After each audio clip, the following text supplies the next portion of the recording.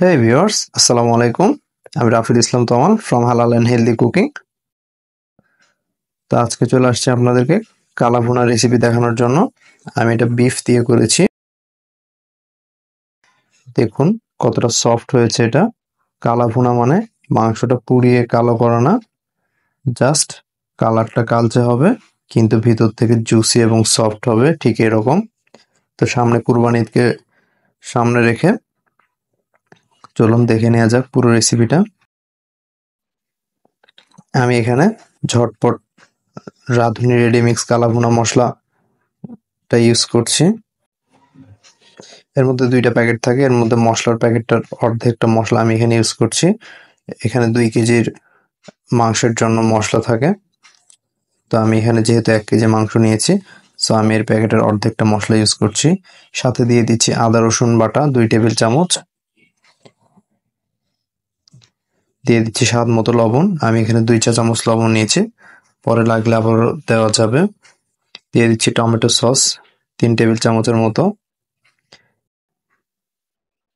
দিয়ে দিচ্ছি 1 টেবিল চামচ সয়া সস।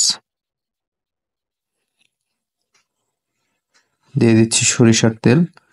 আমি এখানে হাফ কাপের মতো সরিষার তেল ইউজ করেছি। সাথে দিয়ে দিচ্ছি পেঁয়াজ বেরেস্তা। পেঁয়াজটাকে অবশ্যই আপনারা একটু বেরেস্তা করে নেবেন, অর্থাৎ ভেজে নেবেন। সয়া সস, টমেটো কেচাপ এবং পেঁয়াজ বেরেস্তা, সরিষার তেল, এগুলোই আপনার মাংসটাকে ডার্ক করতে সাহায্য করবে।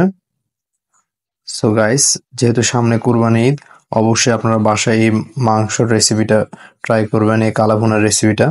তো আমি দিয়ে দিচ্ছি পর্যাপ্ত পরিমাণে পানি। আপনার মাংসটা সিদ্ধ হতে ঠিক যতটুকু পানি লাগবে ততটুকু দিবেন। আমি এখানে মোটামুটি 1.5 কাপের মতো পানি দিয়েছি। পরে আমি আবারও পানি অ্যাড করব পর্যায়ক্রমে, অর্থাৎ মাংসটা কুক হতে ঠিক যতটুকু টাইম প্রয়োজন আর কি। তো ফ্রেন্ডস দেখুন, আমাদের মাংসটা চুলায় উঠিয়ে দিয়েছি। আমি হাই হিটে এখানে কুক করে নিচ্ছি মাংসটাকে অবশ্যই একটু হাই হিটে কুক করতে হবে। দেখুন আমাদের ঝোলটা মোটামুটি কমে এসছে। আর এর ফাঁকে আমি 1-2 বার আরো গরম পানি অ্যাড করেছি। আপনারা জানেন তো গরুর মাংস খুব সহজে সিদ্ধ হতে চায় না। তো আমি এখন দিয়ে দিচ্ছি রাঁধুনি কালা ভুনা মশলার প্যাকেটের ভিতরে আরেকটা এক্সট্রা প্যাকেট ছিল, যেটা হচ্ছে রাঁধুনির প্যাকেট। সে রাঁধুনির গুঁড়োটা দিয়ে দিলাম আমি এখানে। সেটা অর্ধেকটা দিয়েছি, যদিও ওখানে 1 চা চামচের মতোই মশলা থাকে। এখন দেখুন আমাদের ঝোলটা আরো কিছুটা গাঢ় হয়ে গেছে। ঠিক এ পর্যায়ে আমরা মাংসটাকে চুলা থেকে নামিয়ে নিব। নিয়ে আমরা একটা স্পেশাল বাগার তৈরি করে নিব এই কালা ভুনা মাংসের জন্য। তো চুলায় আমরা একটা ফ্রাই প্যান বসিয়ে দিয়েছি, এর মধ্যে দিয়ে দিচ্ছি পরিমাণ মতো সরিষার তেল, দিয়ে দিচ্ছি শুকনা মরিচ,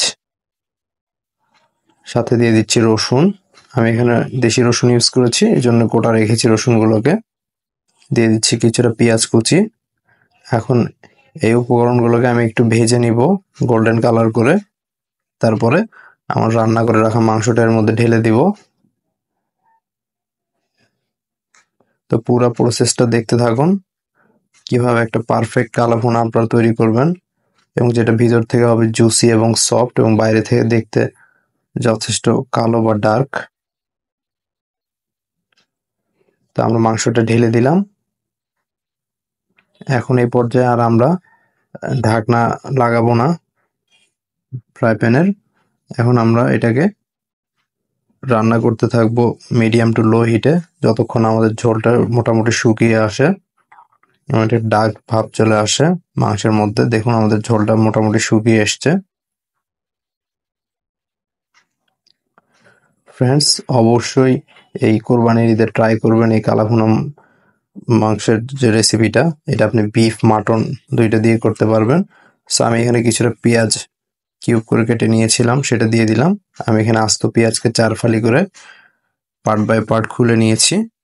ঠিক যে পর্যায়ে আপনাদের মাংসটা দেখবেন হয়ে এসছে, তার মিনিট 2-3 আগে, চুলা থেকে নামানোর 2-3 মিনিট আগে এই পেঁয়াজটা দিয়ে দিবেন।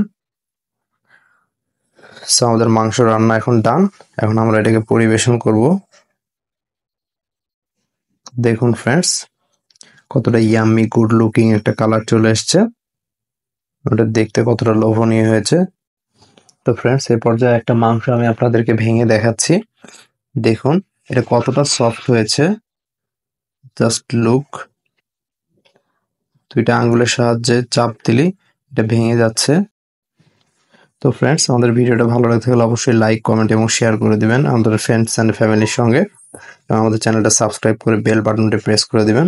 তো আজ এই পর্যন্ত, ভালো থাকবেন। আসসালামু আলাইকুম।